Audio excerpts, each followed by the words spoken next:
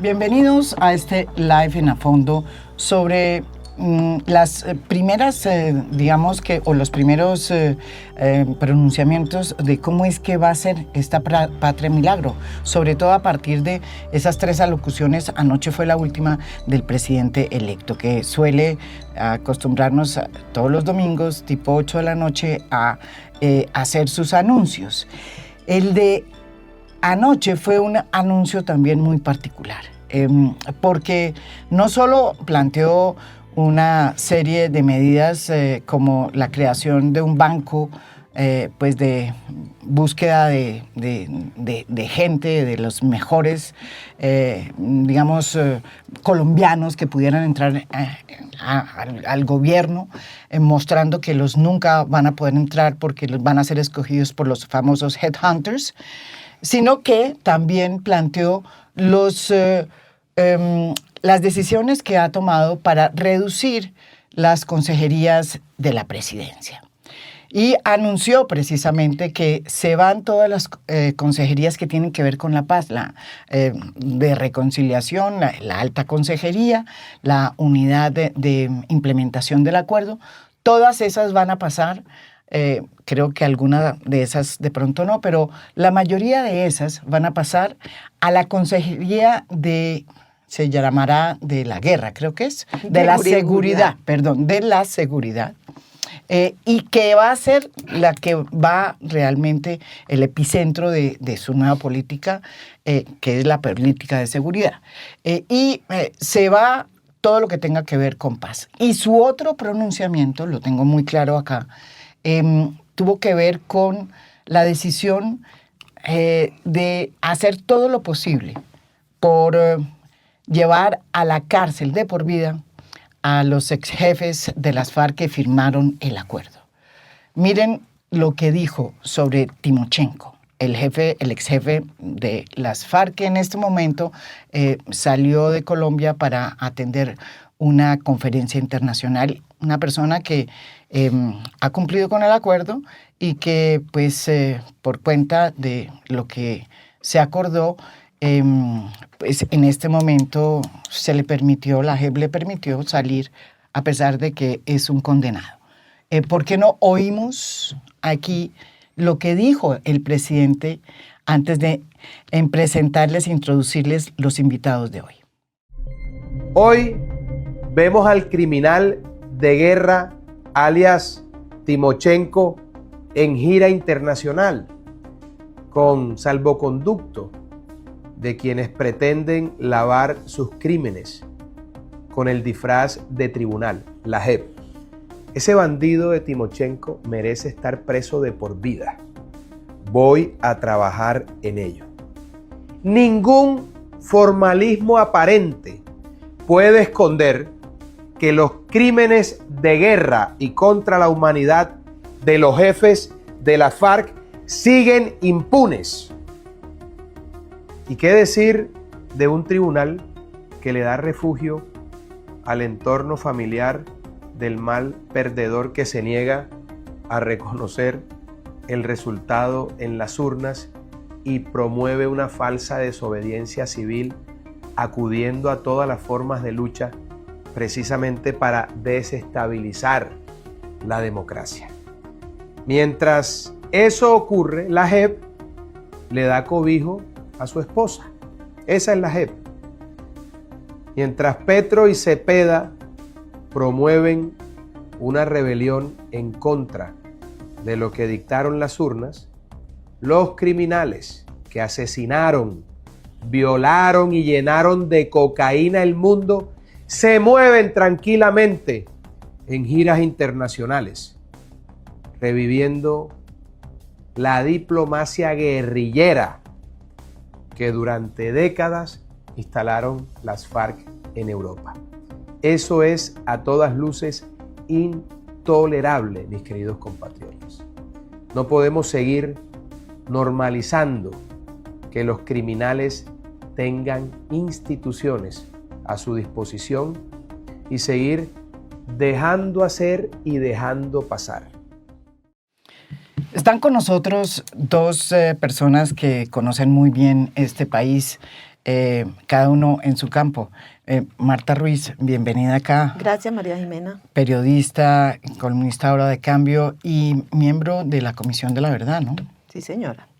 Y también está Pedro Medellín, que hace rato no nos veíamos, nos reencontramos en Valledupar. Pedro Medellín, profesor de la Universidad Nacional, analista y un conocedor también de la realidad, economista, pero usted se ha metido en muchas cosas, ¿no? Ahora. Soy economista, sí. Después politólogo. Y ahora soy profesor en la Escuela de Ingeniería de la universidad. De la universidad, sí. Aprendiendo con los ingenieros. Eso es chéverísimo. Eso era lo que yo iba a decir, que es un economista aprendiendo, dando clases buenísimo, la mente de los ingenieros nos organiza. Me parece muy bien. Porque ¿sabes? Tiene una cosa interesantísima, es que ellos se están obligados a hablar con datos. Sí. Y nosotros, en cambio, hablamos paja. Sí. Entonces, entonces que... No, deme datos y entonces yo... Y la diferencia es que si al ingeniero le falla el dato, se le cae el puente. Claro. Sí. Y en otros... ¿Por qué no comenzamos con su primera reflexión sobre varios de los anuncios que, por ejemplo, está haciendo, como el que acaba de hacer el presidente electo en estos días? Este es el último que ha hecho en materia de, este es un gran cambio, ya decir, bueno, una de las cosas que él prometió, por lo demás, ¿no? Está haciendo todo lo que él prometió, acabar con todo lo que tenga que ver con la paz y meterlo todo en la única de las que queda, que sería la agencia que se va a encargar de la seguridad. El consejero de seguridad todavía no sabemos quién es. Me parece que eso va a ser el superministro en todo caso. ¿De verdad? Bueno, otra vez, pero mejor dicho, a ver. ¿Quién es el vicepresidente? Por eso el vicepresidente. ¿Quién es el superministro? Vamos por temas. A ver. Tenemos Carlos una... Alonso. Vamos por partes. Carlos Alonso. ¿Va a ser Carlos Alonso? No sé porque no tengo la llegada a esa campaña para saber. ¿Sí? Pero su primera impresión. No, mi impresión es que aquí estamos inaugurando una época muy, muy distinta de gobierno. ¿Sí? Sí. Estamos inaugurando una época en la cual la intermediación del Congreso y de los congresistas está siendo desplazada. Los congresistas están quedando a un lado. La relación está siendo directa con los gobernadores y alcaldes, que son los que realmente tienen el poder. Estamos viendo empalmes con los gobernadores y alcaldes, en fin. Y estamos viendo un equipo de gobierno electo que está que se trabaja. Y eso está bien. Lo que pasa es que hay una diferencia entre el gobierno que habla como gobierno electo, no gobierno posesionado, gobierno electo. Es decir, aquí el que está hablando es el ciudadano Abelardo de la Espriella, que tiene una credencial que lo acredita. Pero que todavía no es presidente. El 7 de agosto asuma como presidente. Entonces está hablando el candidato, el ciudadano de la Espriella, y entonces está entre presidente electo y candidato. Entonces es una transición ahí. Igual los ministros. Entonces ya hay consejos de ministros designados, en fin. Es un proceso que es nuevo, que en esta cosa no está viendo que yo empezaría a considerar ya cuando la gente llega al gobierno, le toca moderar sus declaraciones, porque ya lo hace en una condición institucional. Sí. Y en ese sentido quiero ver las declaraciones del presidente y de los ministros, ¿no? De los que están hablando. Siento aquí como una especie de melange entre la campaña y la acción de gobierno. O sea, lo que futuro. usted está diciendo es que lo que dijo aquí Ernesto Samper, el expresidente Samper, dijo que el gobierno de presidente, pues que el presidente electo, Abelardo de la Espriella, estaba actuando como presidente y que el presidente en ejercicio, que es Gustavo Petro, actúa como oposición. Sí. Eso es lo que usted está diciendo. No, lo que estoy diciendo es que quien está hablando, y que hay que mencionar bien que quien está hablando no es el presidente, es el ciudadano. Él es presidente cuando se posesione. ¿Qué opina de lo que dijo? Y hay pues como ciudadano es lo que él ha dicho siempre, es lo que dijo en la campaña, es lo que ha repetido una y otra vez, etcétera. Quiero oír qué va a hacer cuando hable como presidente.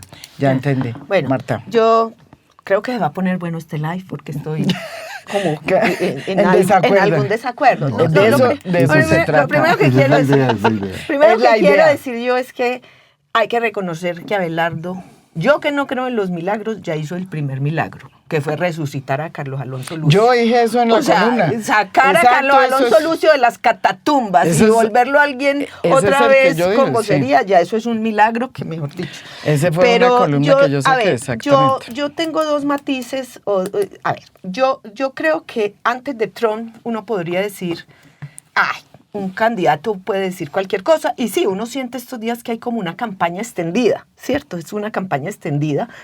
Pero Trump fue peor como presidente, está siendo peor como presidente. Y si el modelo es Trump, nosotros podemos esperar muchas cosas. Yo no espero moderación, ¿sí? Yo no espero moderación porque no veo por qué. Si el mandato de las urnas de él es un mandato elegido para hacer las cosas que está diciendo.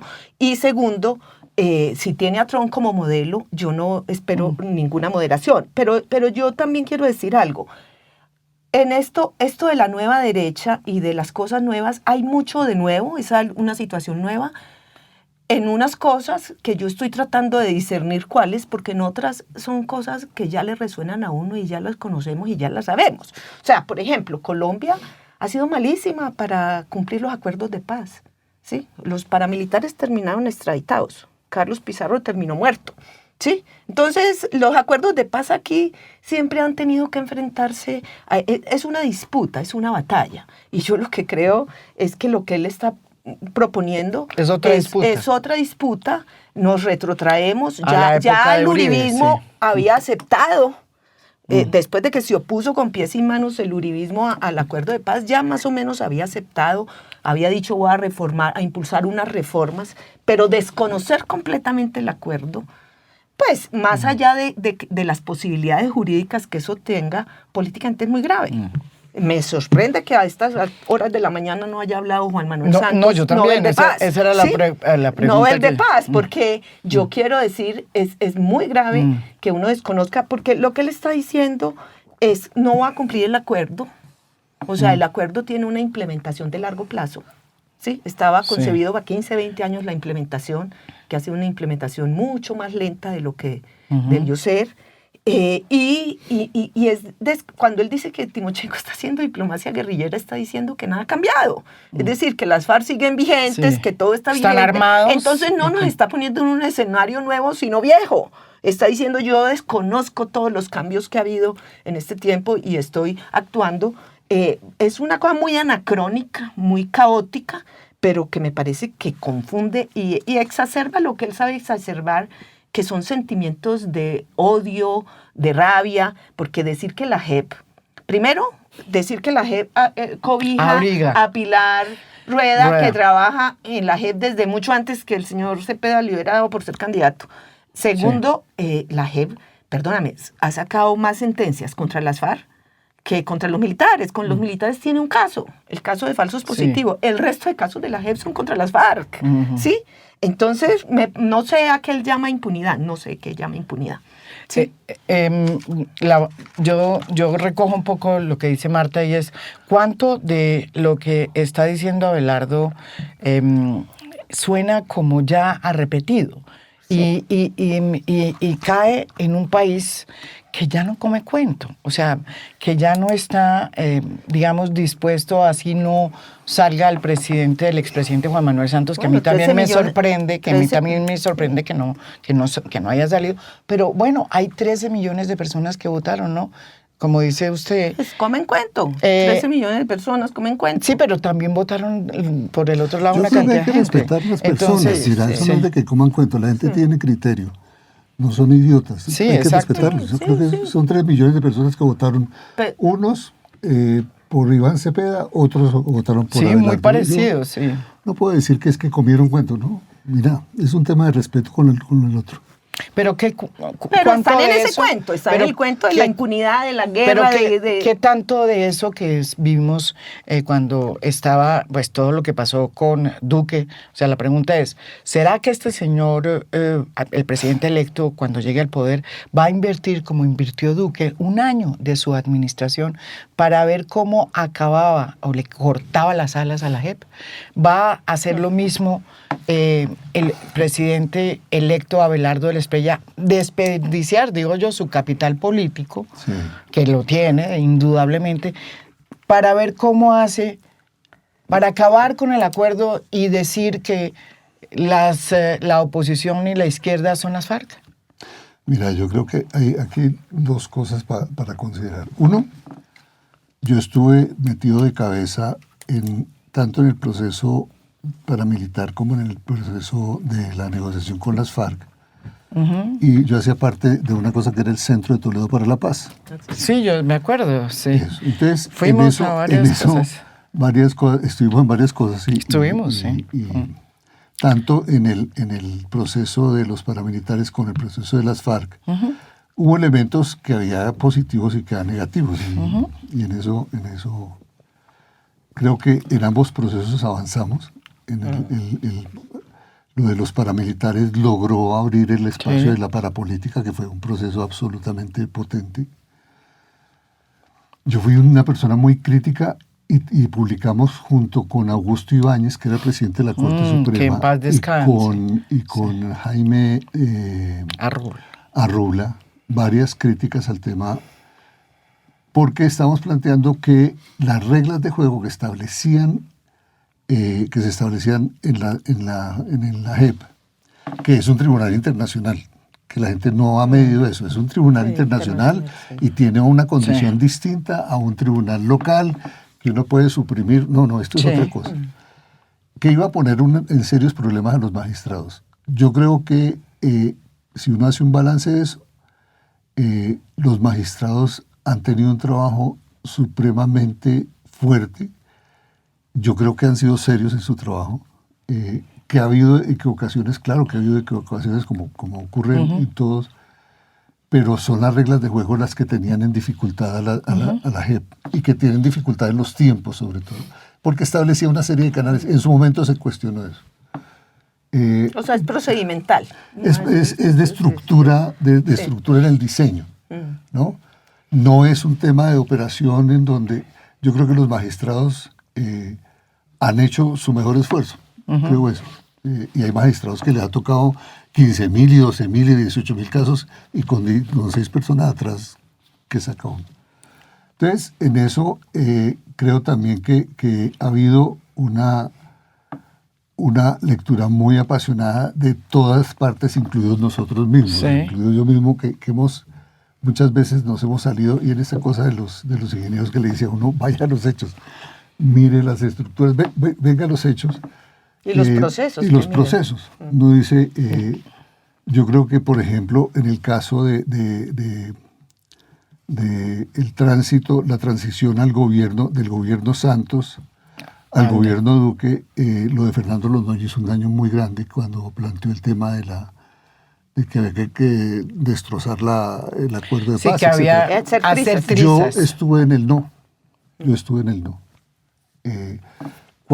Y yo decidí un momento que estaba en el acuerdo de paz, cuando vino en el plebiscito, usted estuvo en el no.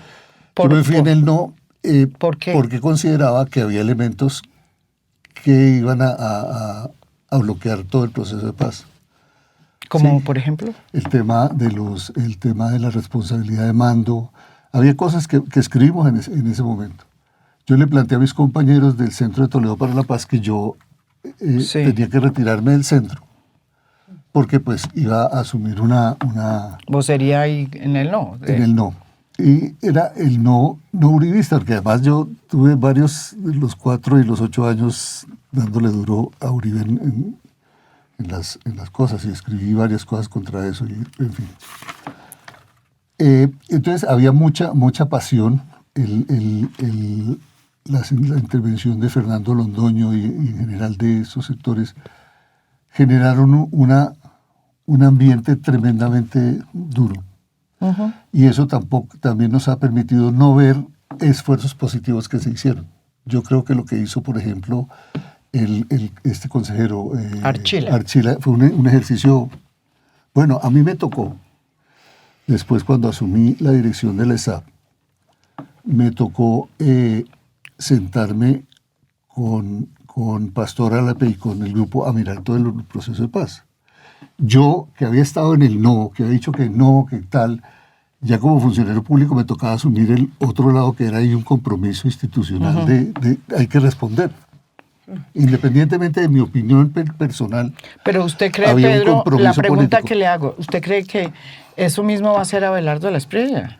Mira, la condición es muy distinta. Mira, es que creo que hay un tema aquí complejo. Y es que el tema de la paz total reventó muchos procesos de paz. Y yo creo que la dinamita fuerte al proceso con las FARC estuvo ahí. Digo, en ese proceso que estuvimos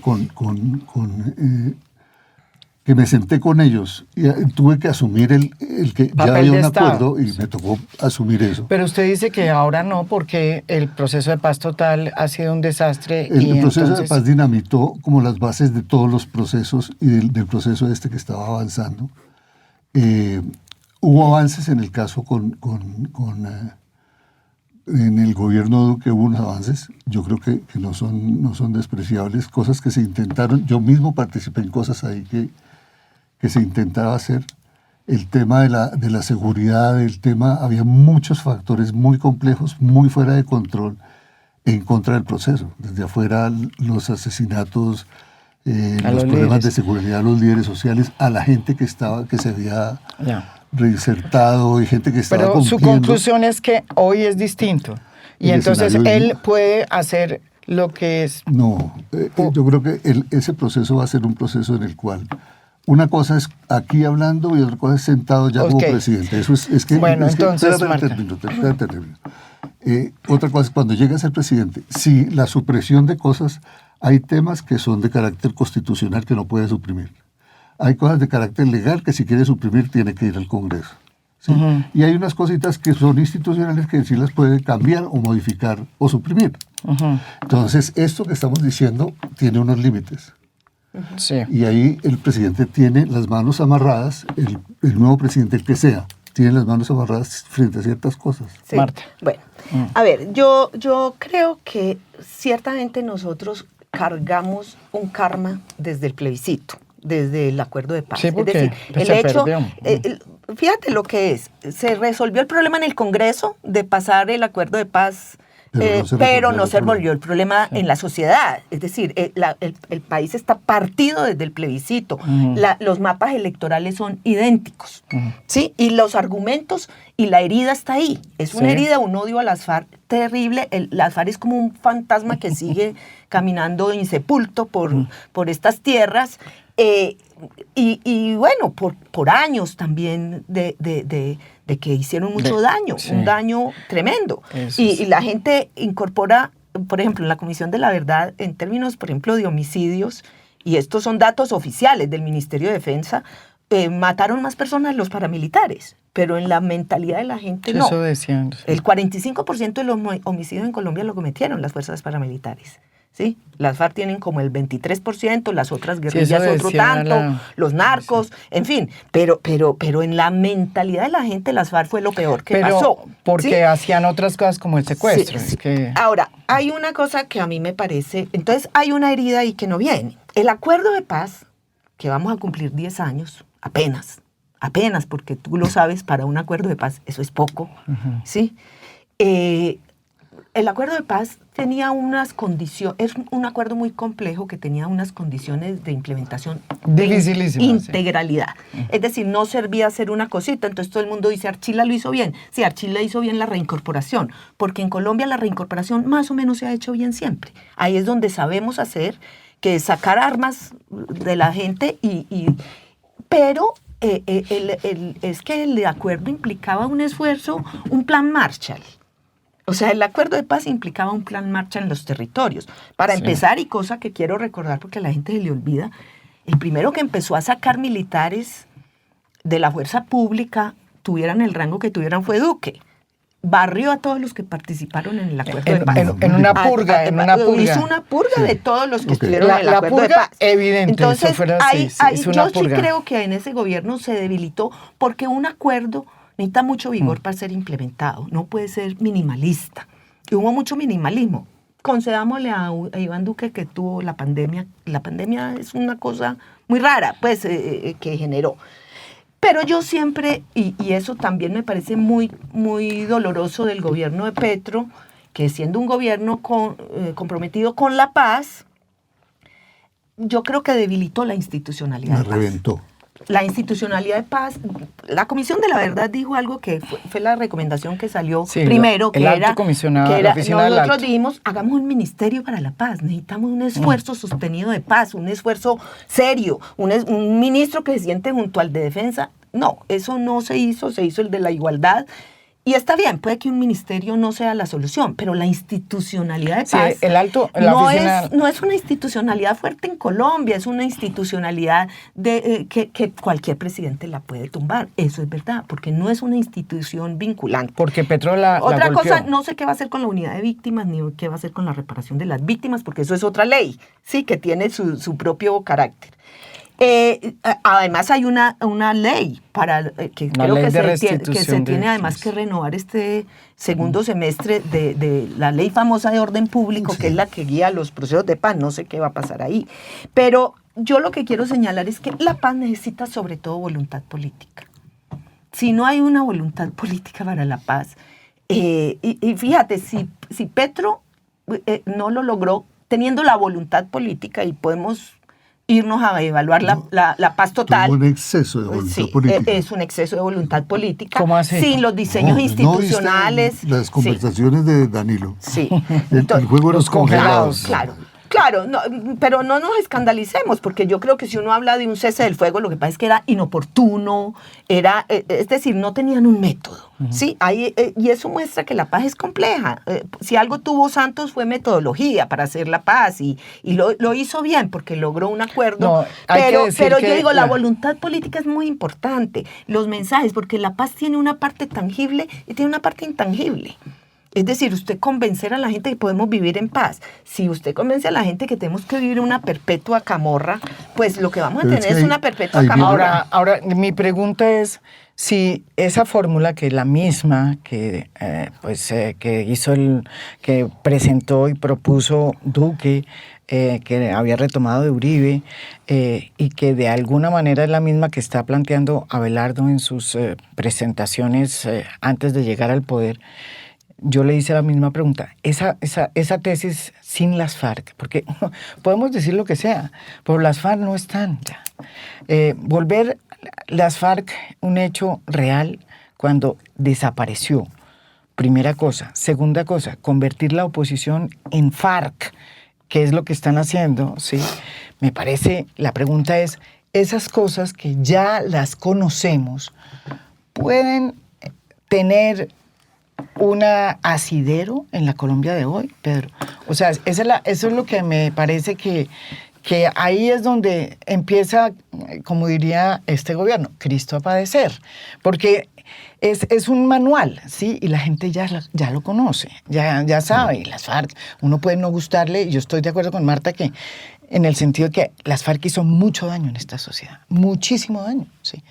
Pero ellos hicieron un acuerdo, lo firmaron y lo cumplieron, ¿sí? Mira, Y lo mismo el ejército, los miembros del ejército que han decidido entrar a la JEP, ¿sí?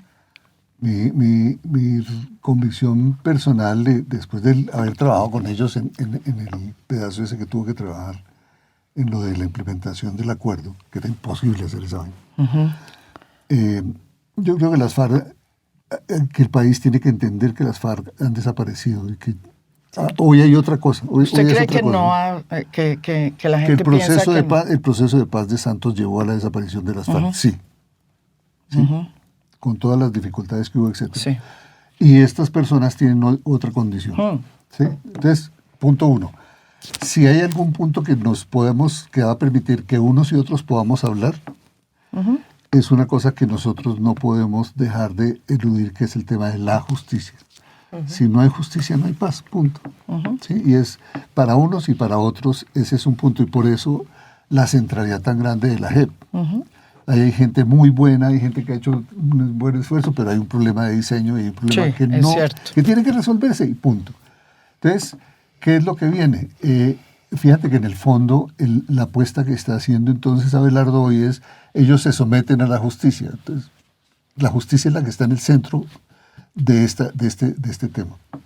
Es el primer punto. No, vamos a hacer los acuerdos en la medida en que haya justicia. Sí, él no dice que no va a haber acuerdos, sino que va a hacer unos acuerdos que no sean falsos, porque yo sostengo, vengo del futuro, que él va a hacer negociaciones. Yo también creo eso. Yo también O sea, creo eso. La única Entonces, manera de bajar la violencia. Por no, eso. es que no Es la es- única manera. Yo pero vengo el del punto futuro es- pero y el siempre he punto es dicho que eso. eso tiene que estar mediado por la justicia, ¿sí? Que la gente entienda. Fíjate que los jueces aquí en este país condenan o liberan o no sé qué, cuando sacan a uno, sacan a otro, la gente protesta y se enfurece, pero respeta. ¿Y quién va a ser ¿Sí? el que maneja ese pero- consejería de seguridad? No. Usted dijo que espera, era espera, pero a ver, espera. Entonces, mira, el tema de los jueces va a ser muy importante. Sí. Y el segundo hecho. Mira, yo cómo interpreto lo del ciudadano Abelardo de la Espriella. Ujú. El 7 de agosto digo presidente, pero hoy el ciudadano que habló. Una cosa que es interesante. Plantearse que esos grupos tienen que someterse a la justicia. Se supone, ya no estamos hablando con grupos políticos, Ya. como era el proceso de los acuerdos, que tenían una condición distinta. Sí. Listo. Sometimiento. Hay que ver el tema del sometimiento y cómo va a hacer eso. Y en ese sentido, entonces, ¿cuál es el papel que va a jugar esa consejería? Y esa consejería de seguridad, ¿sí? Porque uno diría, hombre, yo no veo nada negativo el que se plantee el tema dentro de la Consejería de Seguridad, porque los que se reinsertaron, los que entregaron las armas necesitan seguridad, están expuestos a ser asesinados. Pues necesitan Sí. oportunidades también. No, oportunidades y tierras y todas esas cosas, todo. Fíjate que todas las cosas y las discusiones que hemos tenido, a pesar de que el sí y el no, cuando se habla de tierras, y se habló de tierras en el gobierno de Duque y se habló de tierras en el gobierno de Petro, en esos ámbitos siempre se hablaba, este es el punto, uno de los acuerdos. El punto de los acuerdos es un punto que finalmente es un acuerdo del Estado colombiano. Yo que voté que no, listo, es un compromiso del Estado y no podemos eludirlo y hay que resolverlo. Sí. ¿Sí? Entonces, el punto es, hay que avanzar con esos acuerdos. En ese proceso de acuerdos son compromisos del Estado. Hay cosas que hay que ajustar, hay cosas que hay que suprimir, hay cosas que hay que fortalecer. ¿Y quién va a ser Sí, pero- el consejero que dice usted que es el que es candidato, que suena de candidato? Mira, no sé por qué. El consejero de seguridad. No sé, pero debe ser alguien de mucho poder, porque en la agenda de Abelardo de la Espriella tiene un papel muy importante. Tiene un papel más relevante. ¿Un superministro, dices tú? Yo creo que ese es el superministro, porque esa es realmente la gran apuesta de Abelardo. El gran discurso fuerte es ahí. No está en el tema de la comercialización de papaya y uchuva, no. Pero yo quiero decir algo. A ver. Aquí ha habido consejeros de seguridad y realmente no han tenido ningún poder.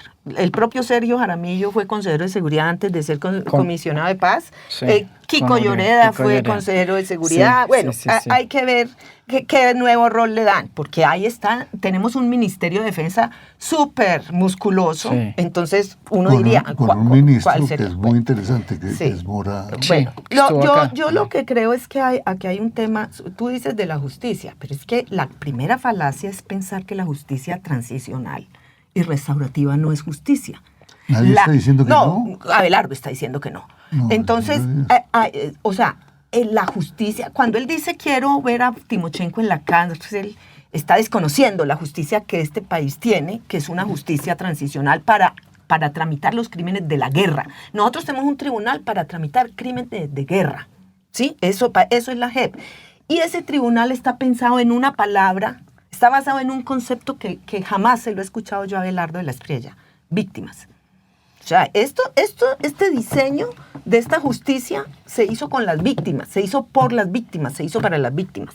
Porque todos sabemos que la justicia ordinaria es una justicia punitivista, perfecto, pero ¿qué derechos le garantiza a las víctimas? Cero. Entonces yo quiero primero que todo escuchar las víctimas pronunciarse sobre estas cosas. Marta, no se están pronunciando. Lo segundo, lo que él dice es que va a criminalizar la oposición. O sea, nosotros... Yo no le he escuchado. Nosotros, No, acaba de decirlo. No ha dicho acaba que va de a decir, criminalizar. No, él acaba de decir que la oposición que están haciendo, ¿cómo es? No sé qué guerrillera, diplomacia guerrillera, en fin. Yo le quiero decir algo. No, sí combinación de formas de lucha. Está diciendo que van a hacer combinación de formas de lucha. Veamos las cosas como en su dimensión. No, espérate, Seamos ingenieros un poquito. No, pero espérate a Marta que diga. Espérate, yo termino, mira. Yo entiendo que aquí los dos, tanto Petro como Abelardo, están jugando con el arma de la legitimidad. O sea, yo deslegitimo tu elección. Y el otro también. Yo te reconozco, voy a dejar, hago el empalme, sí pero yo no reconozco tu legitimidad. Lo que está haciendo Abelardo es diciendo, yo no te reconozco como oposición legítima, estás haciendo combinación de formas de lucha. Lo acaba de decir, lo acabamos de escuchar. Y eso es criminalizar, poner en el bando del enemigo a la oposición. ¿Sí? No. Entonces, eso me parece gravísimo. Pero dale. Sí. Y no, finalmente yo creo que es grave que en un país se crea que paz y seguridad son lo mismo, ¿sí? Yo creo que tan grave es pensar que es paz sin seguridad como pensar que seguridad subsume el concepto de paz. Estoy de acuerdo con y bueno, yo solo quiero recordar que Abelardo hace 20 años, yo quisiera saber qué pasó en su cabeza en estos 20 años, porque hace 20 años su gran esfuerzo con FIPAS era convertir en actores políticos a los narcotraficantes que tenían bloques paramilitares. O sea, todo su esfuerzo para que fueran declarados sediciosos, tratados, blindarlos de la extradición, tratarlos como delincuentes políticos, fracasó en ese intento, ¿sí? Y entonces ahora debió convencerse de que el delito político no existe y estamos en esto. Pero él hizo un esfuerzo enorme para convertir a los narcotraficantes que tenían bloques paramilitares en delincuentes políticos. La primera generación de los paramilitares. Pero vamos a un tema que yo creo que también es una verdad que nos están ahora volviendo a tratar de manipularla. La verdad es que en Colombia, quiérase que no, se desaparecieron las FARC. Una guerrilla que tenía un control sobre todo el territorio, ¿sí? Y que había gobernado ciertos lugares de Colombia a lo largo de 60 años. ¿Sí? Había impuesto un estado paralelo, todo esto. ¿Qué es lo que pasa con el acuerdo de paz? Entre otras cosas, que permite la creación, ¿sí? Al desactivar esa bomba Molotov que teníamos, ¿sí? Se procede a la construcción de una izquierda democrática real, ¿sí? Sin combinación de formas de lucha, que es una realidad. Por primera vez tenemos una izquierda que es democrática, legal, ¿sí? Y que no tiene nada que ver con la combinación de formas de lucha, que sí fue una realidad que hay que reconocer y que la comisión lo hace en su informe. Entonces, la pregunta es, cuando uno ve el informe, o sea, los 3 o 4 páginas del gobierno, de las propuestas del gobierno de Abelardo, una de las cosas que dice es que hay que acabar, va a lograr sacar un decreto que prohíba la combinación de formas de lucha. Resulta que la combinación de formas de lucha está prohibida, además, en el ordenamiento constitucional. ¿Sí? Pero la pregunta que yo hago, él vuelve y trae otra vez el tema de la combinación de formas de lucha, que es su instrumento para decir que la izquierda es una izquierda ilegal. Ese es otra vez el argumento. ¿Usted cree que eso cala, no cala? La gente va a entender, porque en eso usted dijo una cosa que es muy cierta. La Paz Total ayudó para que este argumento creciera. Cuando decidieron reconocer a las disidencias como las FARC, como si fueran las FARC, que es una de las cosas que yo nunca entendí. Que no existen ya. Que no existen, pero no, el presidente Gustavo Petro decidió darle una entidad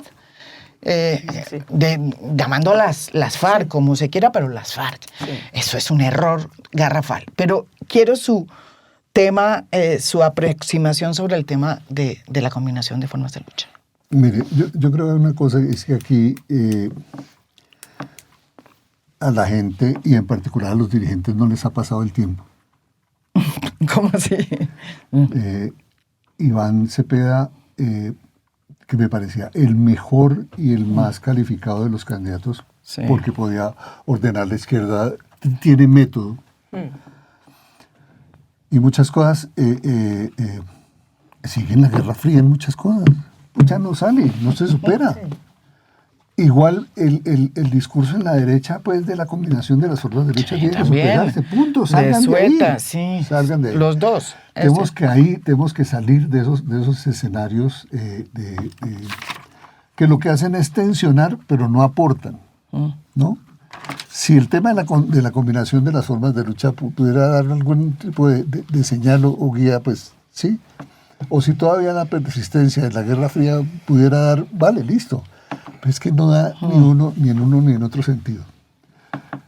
Yo creo que vamos hacia un proceso que es muy, muy distinto, un proceso de gobiernos regionales, de política distinta, de mediaciones distintas, en donde, por ejemplo, la gran confrontación política entre la izquierda y la derecha se va a empezar a dar en las elecciones del año gobernadores y alcaldes. Ahí. Ahora, ¿qué pasó con esta cosa? Uno tiene muchos cuestionamientos al gobierno de Petro y tiene muchas cosas, pero Petro generó muchas cosas también interesantes, ¿sí? Que puso en evidencia que había una institucionalidad que nosotros no conocíamos. La de los jueces, la institucionalidad militar, en fin, muchas cosas muy positivas que son sobre las cuales se puede construir realmente. Creo que vamos a tener un tipo de deliberación muy distinta. Ahora la gente está muy caliente, pero en la medida en que el proceso vaya avanzando... ¿Se va aclimatando, usted cree? Aclimatando, yo creo que sin duda. Una cosa seria, si Iván Cepeda insiste en el tema de que es que yo no reconozco, tal. Sí. Entonces, si uno no reconoce el gobierno, él es jefe de oposición, ¿a quién? No, es que la tesis es realmente... No, pero puede ser una cosa interesante. El personaje dice, yo me retiro, yo no voy a ejercer como jefe de la oposición, no voy a ser senador, me voy a lanzar a la alcaldía de tal o voy a hacer tal cosa y desde la política territorial vamos a hacer oposición. ¿Sí? O nos vamos a enfrentar a lo que fuera. Pero el punto es... Creo que en este proceso la gente va a ir atemperándose. El pacto histórico va a coger un camino que me parece que va a ser interesante en la medida en que por primera vez vimos un movimiento de izquierda con opción electoral y con 12 millones y pico de votos. No, es impresionante. Sí. Eso es otra cosa. Sí. Esto ya es otro escenario. Por eso, y eso es un poder real que no se puede negar. A eso voy. Pero seguimos con las mismas tácticas, con las mismas narrativas. Tenemos que superar a los dirigentes. Yo sí creo que, viniendo yo de la Comisión de la Verdad, yo sí creo que esto es como una película de ficción donde estamos atrapados en el pasado, en un bucle. Sí, en un bucle. Sí. Entonces, eso es terrible porque nosotros no hemos podido ser capaces de mirar el pasado, resolverlo. Todavía Uribe a puertas de la cárcel y todo termina en los jueces, entonces todo es judicializado, porque no hemos sido capaces de afrontar el pasado y decirnos todas las verdades y enfrentar las verdades del pasado todos. Eso es lo primero. Entonces, esas fórmulas del pasado... Por ejemplo, a mí que me preocupa de la combinación de formas de lucha, que yo ya le escuché en la radio a Rodrigo Lara diciendo que las manifestaciones que haga Petro van a ser con milicianos del Clan del Golfo. Hágame el favor, milicianos del Clan del Golfo. Si empiezan a tratar a los manifestantes como milicianos, estamos en un escenario que ya conocemos. Lo segundo, yo estoy muy de acuerdo que el escenario de las elecciones... hay una cosa fascinante que también, pues... digamos, fue muy evidente en la Comisión de la Verdad. En Colombia el poder es muy fragmentado y eso es una salvación, porque es No hay un un país Estado fuerte. presidencialista en el papel, pero los presidentes realmente no tienen el poder para, y lo demuestra Son Petro. monarcas encadenados. Sí, si no tienen, y el poder local es brutalmente poderoso. Y por eso la disputa política del 27 va a ser muy dura, porque la supervivencia de la izquierda Sí, va a estar ahí. va a depender de cómo le vayan las elecciones del 27, y la disputa en los territorios está muy fuerte.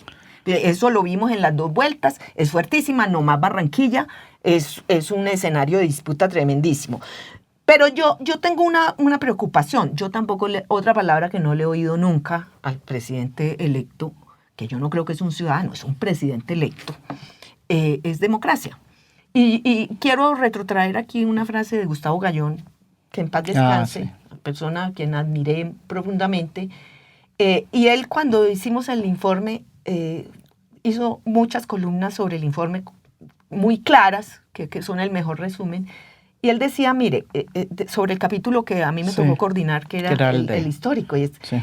esta es una guerra, realmente, en el fondo, tiene muchas causas, pero una causa es la falta de democracia. Ujú. Pero la democracia fue también la primera víctima de esa guerra, pero solo se cura con más democracia. Es decir, el problema aquí también es cómo este presidente va a tratar la democratización en curso, porque si algo hizo Petro, yo creo, fue ampliar también un poco el tema de la democracia, de la representación de unos sectores. Bueno, eso lo ha dicho Gómez Buendía con mucha, digamos, claridad en su libro. Sí. Y creo que eso es importante. Ahora, yo creo que lo de la desobediencia civil, que fue lanzado así como muy apresuradamente, vamos a ver qué forma toma, porque yo creo que hay medidas que, si Abelardo insiste en tomar medidas contra la paz, contra la democracia, creo que a esas medidas en particular la gente sí puede oponer una desobediencia civil. Pero Marta, es decir, si van a llevar a Dios a los colegios, yo creo que los padres de familia pueden optar por una desobediencia civil y los estudiantes, porque eso va contra la Constitución colombiana. Yo ¿sí? creo que, pero digamos que en ese sentido, yo creo que si hay algo nuevo que vamos a ver cómo funciona, es esta nueva izquierda que sale del poder. Porque yo creo que es una izquierda distinta. Claro, Sí. claro. Y entonces, y ahí va mi pregunta, Marta. Yo sí creo que en las primeras de cambio les ha costado. Sí, y esa teoría de no reconocer, la Sí, tesis de no reconocer las elecciones, pero con esta vaguedad y esta argumentación tan complicada de un muñeco tan difícil que montaron, que es que reconocemos legalmente, pero no legítimamente, no éticamente. Entonces, la verdad, eso ha sido muy confuso, ha hecho patinar una cosa que yo considero que fue una victoria en medio de una derrota. Y espanta a mucha gente. Y espanta muchísima O sea, eso se va gente. quedando un lenguaje ahí en un grupito. Exactamente. Y no Entonces, logra transmitirle a la sociedad un mensaje realmente ético mi y pregunta, político. Marta. Entonces, la pregunta. No, la pregunta es, o sea, estamos ante una izquierda que sale del poder. Esta izquierda, que sin duda va a liderar Gustavo Petro, ¿sí? Y que estará ahí muy presente Iván Cepeda, pero que va a liderar, está realmente consciente y sabe por dónde ir para seguir considerándose como una alternativa de poder. Vea, yo creo que hay una cosa, es que, pues, puede ser un poquito desobligante, pero cuando uno está en el poder, pues nadie se divide, todo el mundo está ahí porque está pegado al poder. El que se va pierde, sí, todo el mundo quiere estar en la foto. El problema es que cuando uno pierde el poder, empiezan las fracturas. Las fracturas y lo que tiene que saber la izquierda, y no solo la izquierda, la oposición, porque la oposición es de izquierda y de centro izquierda. Claudia es oposición y Claudia no está en el pacto histórico, pero es oposición y puede jugar un papel. Entonces, el tema es cómo van a tramitar seguramente sus diferencias, y lo primero, yo en eso pues ya he aprendido a estas alturas de mi vida, también la importancia de dar un paso atrás, reflexionar, mirar, tomar aire, silencio y pensar. Sí, yo creo que lo que no puede hacer la izquierda es salir como loco, entonces por acá desobediencia civil, gabinete en la sombra, todo sin tomarse Sí. unos Sentarse a días, hablar. oye, haga un retiro. Yo creo que eso no pierde uno con tomarse unos días de reflexión y decir cuáles son las ideas que hay aquí sobre la mesa, cuál es la estrategia. Es que Petro, que fue un hombre de muy buena voluntad, lo que nunca tuvo en su vida fue estrategia para hacer su gobierno. Y yo creo que este es un momento donde la oposición necesita diseñar una estrategia muy seria para las elecciones del 27. O sea, no, entre más gritos y más salgan a gritar, no los vamos a oír más. Es decir, necesitamos una Marta, hoja de ruta clara, lo que pasó. un escenario, pero eso requiere, ¿sabes? Como un poquito de tomar aire y reflexionar y leer. Porque a la loca tolondra Ahora, no vamos a llegar a ningún lado. Llega para responderle a este señor en los 15 días. Pero yo lo que no quiero es que la izquierda termine en una gritería y en un tome y dame y sin una estrategia. Entonces necesita, primero, elecciones del 27. Necesita saber cuál es su mensaje a la sociedad civil, porque es que esto de las marchas y la multitud también se agota. Y perdónenme, y me perdonan, pero el señor Petro sacó mucha gente a las marchas estando en el gobierno, pero cada vez le salía menos. Sí. Y cada vez eran más funcionarios del gobierno, entonces eso tampoco tampoco nadie lo gobierna. ¿Sí? El estallido social, pues se equivocan todos estos de la derecha, eso no lo gobernaba nadie, eso tenía unas cosas que eran espontáneas. Entonces, ojo, porque usted tiene que entender qué es lo que, quiénes son los que votaron por ellos, qué es lo que van a proponer y una agenda, si necesitan para el 27, pero también qué es lo que van a hacer en lo jurídico, lo internacional, porque es que lo grave de todo esto es que Trump está en el poder. Y ¿Sí? Ese es un capítulo aparte que yo creo que nos va a tocar solamente en el tema internacional, que yo creo que con el nombramiento precisamente de el nuevo canciller, que es un antiglobalista, pues da mucho para hablar. Eso sí que va a ser interesante. Pero interesante, ¿en qué sentido? En todos los sentidos. En todos los sentidos. Mira, él plantea muchísimo y es el discurso del antimultilateralismo. Sí. Y la primera conversación es con el Banco Mundial. No, pues están todos allá con el Fondo Monetario Internacional. Con la OCDE. No, por eso.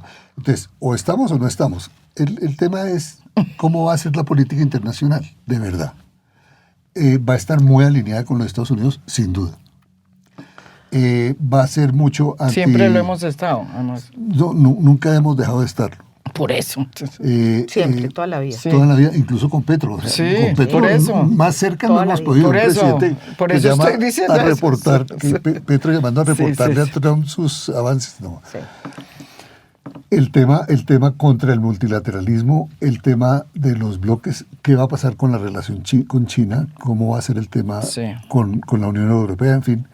Y toda esta discusión sobre los organismos de derechos humanos y cómo va a ser ese tema, eso es de política internacional, cómo va a ser. ¿Sí? Y un tema que va a atravesar el tema de la agenda internacional es ese tribunal llamado JEP, porque es un tribunal internacional. Sí. Hace parte de los acuerdos y en los casos donde si eso no funciona, entonces es la Corte Penal Internacional la que Pero él interviene. desconoce todo eso. Y el Consejo de Seguridad también tiene reglas. Es que uno puede entrar allá antes de la película, salir y decir... Cuando él se posesione, ya tiene una obligación institucional y constitucional. Entonces le hago una otra investidura y su conversación es distinta. Va a ser distinta. O sea, ¿usted cree que no va a ser antiglobalista? Pero yo quiero recordar... Va a ser, sin duda. Sí, va a ser. El tema es cómo estructuran eso una política de manera que tenga viabilidad y que tenga resultado. Porque es que ya vimos también que... en el tema de Petro, ellos pensaron que gobernar era llegar a echar discursos y llegar a mandar, como decía Cecilia López. No, hay que hacer. Hay que hacer, sí. Yo no puedo hacer el discurso, pero de ahí a construir. Sí. Y este es más metódico, sin duda alguna que lo bueno es que estemos tan viejitos los tres, porque yo me acuerdo cuando Uribe ganó, en el 2002, Uribe sacó unas cosas, él perdió básicamente el primer año de su gobierno, haciendo primero, estatuto antiterrorista que no duró nada, un referendo que era- también que se era le cayó. muy interesante. Sí. El referendo era Sí, muy interesante. pero se le cayó. Acababa con Entonces, las ahí contralorías, él al acababa año, con él tuvo una que- cantidad de cosas bien interesantes. Y él tuvo y se le que, perdió. o sea, ¿ustedes se acuerdan, Fernando Londoño, lo que dijo en el gobierno de Uribe? Que en 3 meses acababa con los cultivos de coca en Ah, sí, Colombia. sí, Eso bueno. dijo el señor Fernando Londoño. Lo mismo que- sí. Entonces, ahí Y Petro toca- que dijo que en en 3 el meses mismo- iba a que en el acabar mismo con periodo el de 3 ELN. meses, Sí, ya. sí, sí. Que iba a Entonces, acabar con el ELN. Con los 3 Entonces, meses de Fernando Londoño. Lo que quiero Sí, decir sí. es, esto queman como un poco de pólvora, ¿no? Y luego vamos a ver qué le queda de todo eso. Voy a decir que hay una ¿Qué parte... le queda de todo eso? Una cosa que sí me ha interesado mucho es que me parece que yo creo que tiene digamos, mucho para entender y explicar es el tema de las regiones. Porque evidentemente él... en eso se parecen, de alguna manera, también con Gustavo Petro, ¿sí?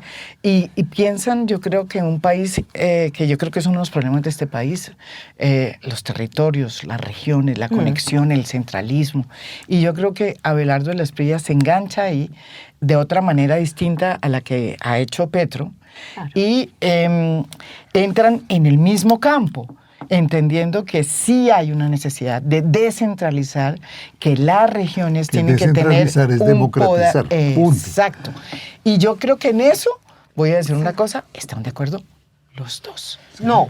De No estoy una de manera acuerdo. muy distinta. No estoy de manera muy distinta Claro, y de no manera es menor. muy porque, distinta.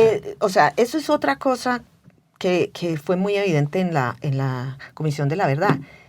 El tema de las élites locales.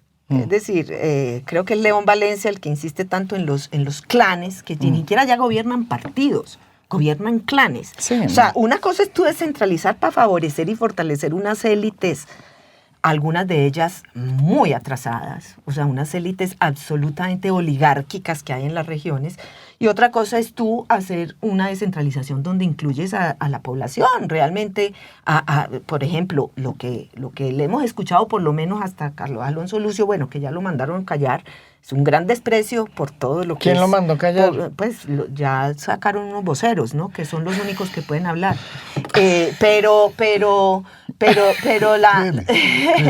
Pero digamos, todo lo que es pueblos indígenas, pueblos negros, campesinado, o sea, qué pena, el proyecto de Petro era gobernar con esos en las regiones, no con las élites. Por eso ningún gobernador lo apoyó. Es un clan burocrático en el territorio. Yo también Sí, creo. En el sí. CRIC. No, todos. El CRIC, eso. Por eso, entonces estamos hablando de factores de poder distinto. Puedes que estén los dos hablando de las regiones, pero están hablando de factores de poder totalmente distintos. Pero Una mira, cosa son los clanes. Sí, pero la misma Mira, visión, mira una cosa, mira otra una cosa. vía. Sí. Entonces, el Banco Mundial va a ir a visitar a Abelardo en Barranquilla. Sí. La Embajada de los Estados Unidos, cuando va a reunirse con él, va a Barranquilla. ¿Cuánto nos cuesta ¿Sí? eso? No. No importa. Aquí En esta patria milagro no importa los el costos problema de la detrás. plata, con Petro sabemos que plata es lo que hay. Que no pudieron gastar la plata. Entonces, el punto es, se está desplazando los ejes de poder, no es Bogotá, ni es el espectro del empresariado y todo lo que hay aquí, y la clase política, porque el poder político y el poder económico está aquí en Bogotá. Pero no Ya nos no. pasará, sí, pero no nos pasará como cuando Núñez, o sea, para que la gente entienda qué pasó con Núñez hace muchos años. Sí, con Uribe casi en el Ubérrimo No, y- Núñez. y en Núñez Llano era Grande. el primer presidente costeño que decidió meterse en su casa del Carnero y despachar desde allá. ¿Y qué pasó? Quien realmente gobernó, que no creo que vaya a ser este caso, fue Caro, que era el que pues hacía todo en Bogotá. Sí, pero ¿tú no crees que el vicepresidente va a hacer ese papel? Ese Yo va a creo. ser el papel. Volvemos a la época de Núñez y de Caro. Claro, pero es que tú crees, es que tienes que ver la película de Juan Piz en Netflix, donde muestra claramente que el tipo quiere ganar, pero no quiere gobernar. O sea, No, O sea, no. a ver, Sí, vocación de poder sí sí. tiene. O sea, Pero no va a ser como Núñez. ¿Usted Abelardo dice? sí pero tiene toda mucha esa vocación. ingeniería no la va a hacer él. O sea, Yo también creo. la ingeniería no Pero lo no va a hace. ser, entonces, no va a ser nuestro nuevo Núñez. Es el referente de poder. ¿Regeneración? No, espera. Es Barranquilla, un referente de poder. Y entonces Los Char. Los Char. en Caujaral. No, El porque virreinato hasta Char. hasta donde yo sé. Los Char no tienen nada que ver. ¿Qué tal? No, mira. A ver, Tiene a ver. todo que ver. No, el tema es muy interesante. Mira, Caujaral, Sí. en Caujaral viven Armando Benedetti, Emilio Tapia y Abelardo del Espriu. Su primo. Sí. Hay un vecindario complejo. Genial, eso está genial. No es genial. No es genial. Es el nuevo centro de poder. Es Caujaral, los lagos de... Que va a ser Lagos de una Caujaral. ¿Cómo se llaman la cosa del presidente Trump? Los lagos de... no, se llama... Se llama... Bueno, eso ¿Cómo va a se ser- llama? La de Mar-a-Lago. Mar-a-Lago. Entonces va a ser el Mar-a-Lago, pero Barranquilla. En Miamiquilla se llama ahora. Miami No. Quilla, sí. No, el punto es, yo creo que seriamente ahí hay una cosa que va mucho más allá O sea, que de es, un tema de que yo... no es Núñez Caro. No, esto es el desplazarlos es de poder, es decirle a la dirigencia empresarial, yo Cachaca. a ti no te busqué. A los partidos, a sí. ti no te busqué. Eso Tal. es verdad. ¿Sí? Son un Yo outsider. se va a gobernar desde Barranquilla, pero con los alcaldes y gobernadores. No, pero y que a con los ellos sí. Char, y con los Char. Ay, Dios mío. Estamos... Ah. Bueno, ¿no? y va a ser como Tron, puros negocios. No, Ok, tampoco, porque a ver, Tron, eso es- a ver, Tron lo que tiene en Mar-a-Lago es un centro de negocios también. No, ¿Sí? no. Bueno, mira, Y entonces mira, tú mira. tú no sientes No, que eso Sí va ha a ser... habido, sí ha habido una cosa,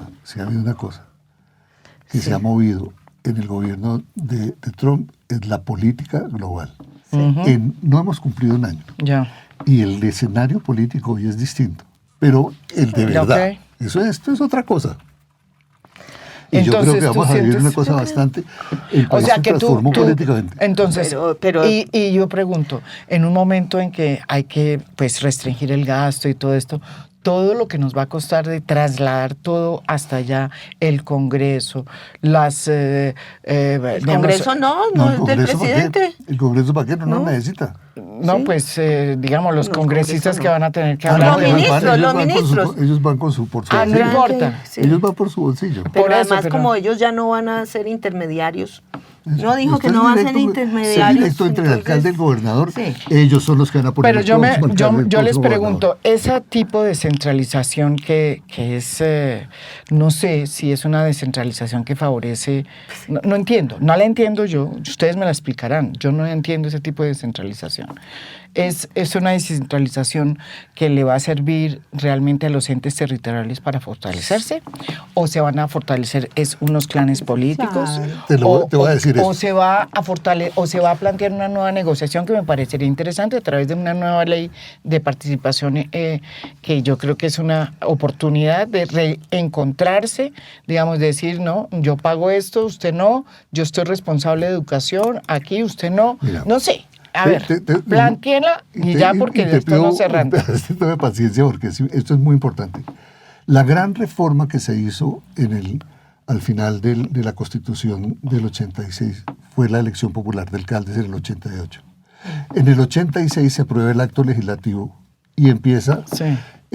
arranca la elección popular de alcaldes y empieza a pasar una cosa interesantísima, que empiezan a salir unos liderazgos políticos muy fuertes y aparece toda esta generación de Antanas y Sergio y todos ellos aparecen con la elección popular de alcaldes. Ujú.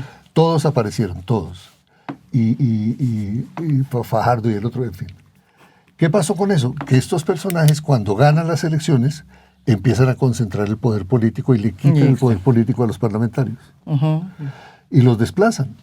Acuérdate, en el Parlamento había los caciques, que era Víctor Renán Barco y estos personajes, quedaron Germán Bula, Germán Bula, el todos, papá todos. de el nuevo canciller. y toda esta generación quedó huérfana de poder y arranca un poder local muy fuerte. Sí. Después viene la elección de Bueno, gobernadores y se ayudado por el consolida eso. narcotráfico, ayudado por el narcotráfico. Yo quiero- No, un pedazo. sí, sí. Espérate, yo termino. Entonces, ¿qué es lo que pasa?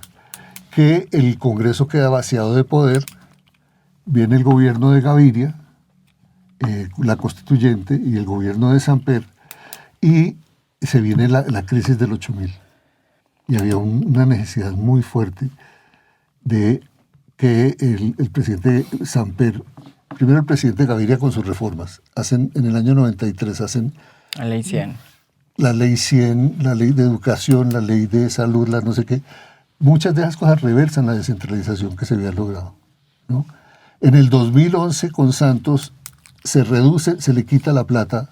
Se hace una reforma en las regalías. Y entonces sí. se le entrega el poder a los congresistas. Y el poder vuelve de tal manera que Roy Barreras y Armando Benedetti y todos estos, los grandes operadores políticos se vuelven los grandes controles del gobierno.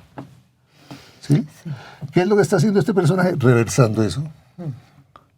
Bueno, pero con la no. ley que acabó, que pasó Cristo. Cristo Que y fue una Petro. ley súper Y importante. Petro. Sí, es una de las grandes No, reformas que es la deja Gustavo quiebra. Petro. sí. Entonces, hoy vamos a democratizar esa cosa. Yo creo que va a ser una cosa muy positiva. A ver, Hay que explicar que se sí. pasó una ley para cambiar la participación del dinero que se traslada del Estado a las regiones. Y eso se hizo en el gobierno de Gustavo Petro Nadie por sabe iniciativa. para La Constitución- Exactamente. Pues la para co- que la gente entienda de qué estamos La hablando. Constitución había Y se- establecido que el 46%, 45% de los ingresos corrientes de la nación iban a los Y gobernaciones. resulta que Pero- eso se Y eso se lo redujo bajaron al 21. al 21. Y ahora Sí, Lo suben a vuelven 39. subir, al sí. 39 progresivamente. Bueno, eso sí. me parece, yo estoy de acuerdo con Pedro en algo, es que yo creo, y esto estoy hablando ya lo chévere. desde la mirada de la Comisión de la Verdad, una de las cosas más democratizantes que ha habido en Colombia fue la descentralización pero nosotros, es verdad,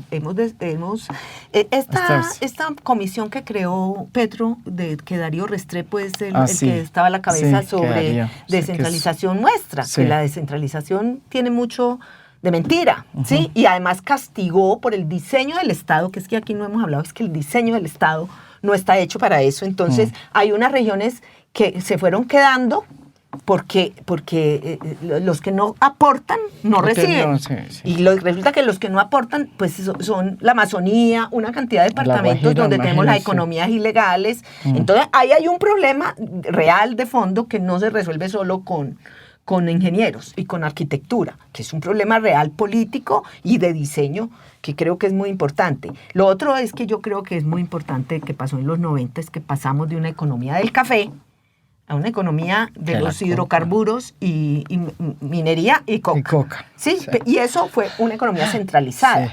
Y todo lo que se hizo de centralización resultó mal. Bueno, en fin, ya sabemos lo que pasó en Y la Arauca con muchos recursos. las en fin. regalías, sí. Entonces, ahí ha habido un tema también que es netamente de economías, de cómo funcionan las economías, porque las regiones funcionan si tienen economías. Y yo quisiera, pero yo quisiera también recordar que en los años 90, la gran reacción que siempre en Colombia, cuando hay un aire democratizante, una bocanada de oxígeno, viene la violencia a frenarlo. La gran reacción de eso tan virtuoso que fue esa descentralización y esa cosa fue la guerra. Es decir, en los 90, primero, los paras con la parapolítica y todo eso, pero segundo, las FARC y el ELN en buena medida, pero más las FARC. Crecieron. No, pues acabaron con los alcaldes. O Los sea, mataron a los La alcaldes. cantidad de alcaldes que mataron. Los mataban. Entonces, pero, dice- ¿saben? Entonces- y en las elecciones no dejaban que se hicieran las elecciones. Nosotros Sí, tuvimos, sí, sí, tuvimos sí. por ahí 10 años donde ser alcalde era un heroísmo, pero además, y además concejales, porque Sí. mataban los concejales. Entonces hay una cosa muy paradójica, dices que no hay Estado. Es que no podía haber Estado porque lo mataban. sí. Entonces, eso es parte de lo que hay que reconstruir, que se nos olvida y que uno dice, bueno, ¿cómo reconstruyo? Yo siempre Estamos de acuerdo. siempre le saco esa... Pero Marta, eso De ya todo. pasamos. Yo Sí. creo que esa parte ya la pasamos. Bueno, no, por eso, pero No, estoy contando pero que es que esa hay una descentralización historia, sí. tiene eso. Costó Entonces, eso. ¿qué vamos hoy? No, nosotros tenemos hoy territorios fallidos. Ujú. Nosotros tenemos territorios Hay territorios fallidos.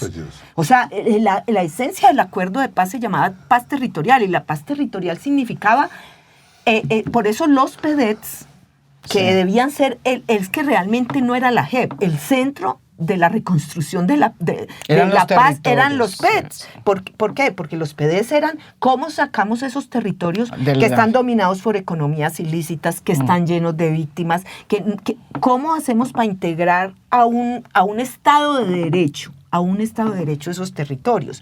Y ese sigue siendo el dilema. No, y en entonces yo eso, no sé Gustavo Petro. si Barranquilla, si esto es más un teatro político de alianza con las élites Barranquilla regionales. Es un lugar muy fuerte del Sí, narcotráfico. ojo. pero yo voy a preguntarme si esto también es para trabajar con esa pobrecía que hay en los territorios y con la gente más necesitada. O si es para O sea, financiar, porque yo no sé. Esto se ha democratizado mucho. Sí. Ojalá. Después del periodo Petro también es una cosa Ojalá, que es importante, que es la conciencia de que tienen que trabajar con todos los sectores y que la inversión No, social y tiene el que llegar. empoderamiento de la gente. Sí, Por ejemplo, de los claro. campesinos y de las regiones, No, la eso- gente eso tiene es que... muy potente. yo confío en el empoderamiento de la gente, de decir a nosotros ya no nos vuelven a quitar la tierra, así como la quitaron, y ya la gente tiene Ahora, unas protecciones. Cuando ¿sí? uno oye, es muy fácil. Pero yo sí Yo- sí creo que esto no necesariamente por irse a Barranquilla es democratizante.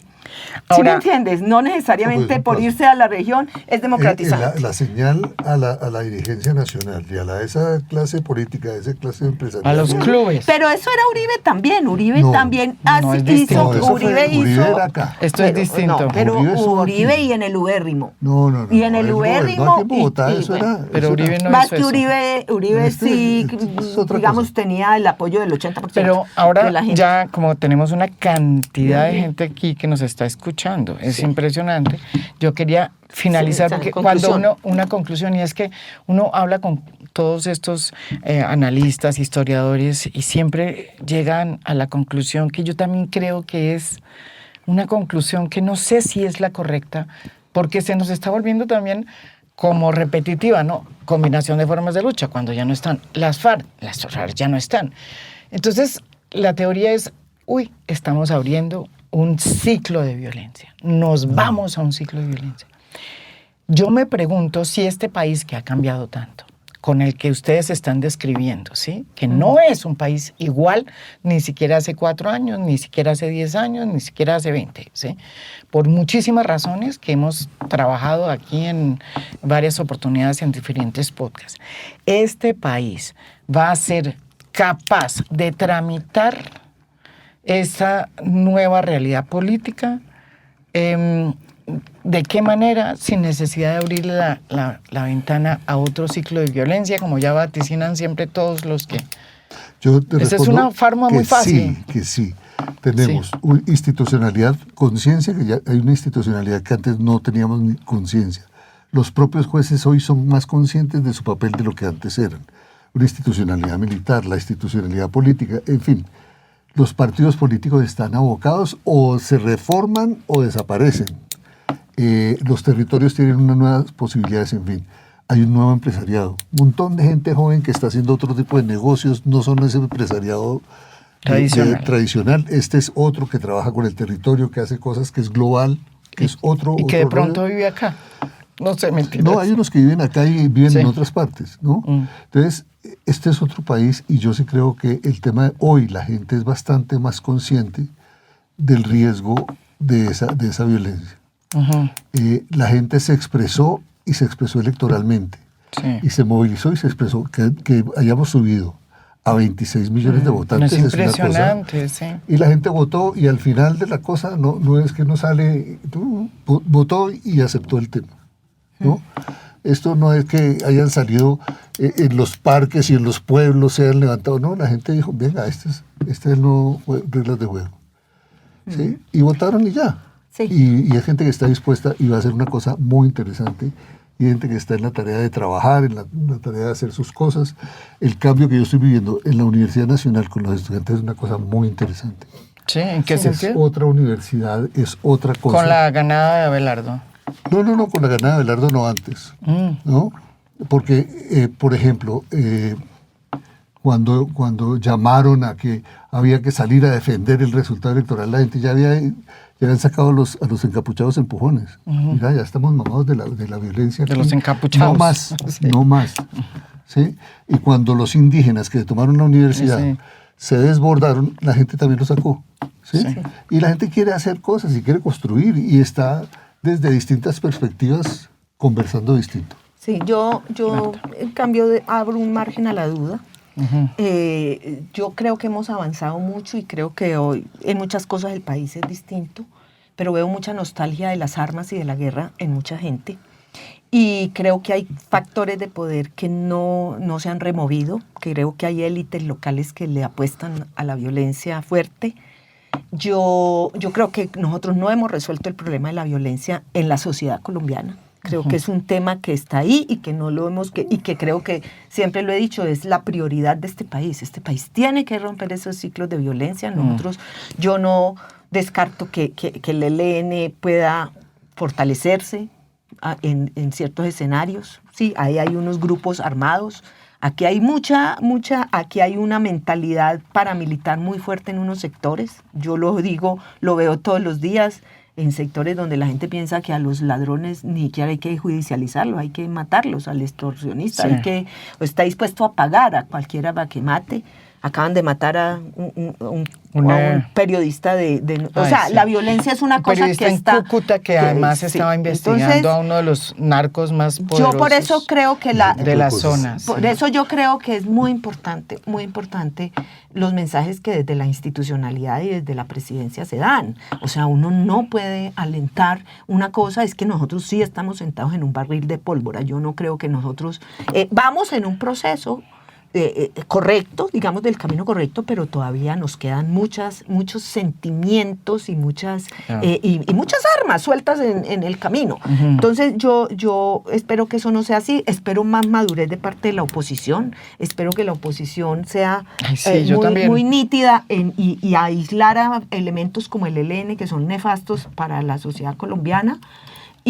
Pero yo sí creo que hay que abrir, siempre nosotros tenemos que tener una alerta acá de que la violencia es algo que está, y yo ¿en qué lugar soy pesimista? En que he visto países retroceder. O sea, Estados Unidos ha retrocedido como país en su democracia. Nicaragua retrocedió totalmente. Venezuela, países donde uno pensaba que algo no iba a pasar y pasó. ¿Sí me entiendes? Entonces... yo sí creo que hay que seguir hacia adelante, pero creo que hay que entender muy bien, y yo vuelvo y digo, creo que hay que respirar, volver a mirar, tratar de entender y ver qué hacer, porque a la topa tolondra y llenados también, y en eso me gusta tu llamado, que uno no se endemonice y se llene de paranoia antes de ver realmente las cosas reales cuáles son. ¿Sí? Y entonces para poder actuar con sensatez, porque si no actuamos con sensatez, pues vamos a entrar en una batalla loca. En una deriva. Pues yo les agradezco porque, mire, nunca he hecho, o sea, siempre los podcasts, con excepción de los que hacemos en momentos muy especiales que, no sé, las elecciones, las transmisiones de mando, pues no exceden la hora. Hoy hicimos 1 hora y 20. Muchísimas gracias a ustedes. Aquí se quedaron. Sí. Tenemos cerca de 2.000, 3.000 personas que estaban en nosotros, 2.000 personas, 2.000 que nos acompañaron. Muchísimas gracias. Y yo creo que es importante este tipo de conversaciones así tranquilas, con tiempo, para poder que ustedes también entiendan y uno poder también explicar mejor cuáles son los matices que hay para no atragantarnos primero con las primeras emociones que son las que están afectando hoy y dominando la política. Los matices, los análisis son una cosa muy importante y aquí siempre los vamos a tener. Así nos digan que estamos lo que sea. Me importa un carajo, la verdad. Me parece importante hacer este tipo de análisis para evitar calenturas, que es lo normal, ¿no es verdad? En lugar de salir a hablar como Carlos Alonso Lucio. Sí. Dice todo al correcto y al final, páquete. No, pues no me parece muy bien que digan... el primer milagro de la patria, milagro. Y también, sí, no, esa fue una columna que a él no le gustó, que yo dije, pero además también convenirle a la oposición, que es hoy, pues, la izquierda, que recomponga sus ideas y tenga tiempo, como dice Marta, para irse a un retiro a ver cómo diablos se enfrenta este tema, que yo creo que es un bocato de cardenal y para cualquier oposición también, ¿no es verdad? Sí. Pero hay que hacerla seria y con cierta síntesis para que la gente que votó incluso por ellos los entienda. Sí. Muchísimas gracias.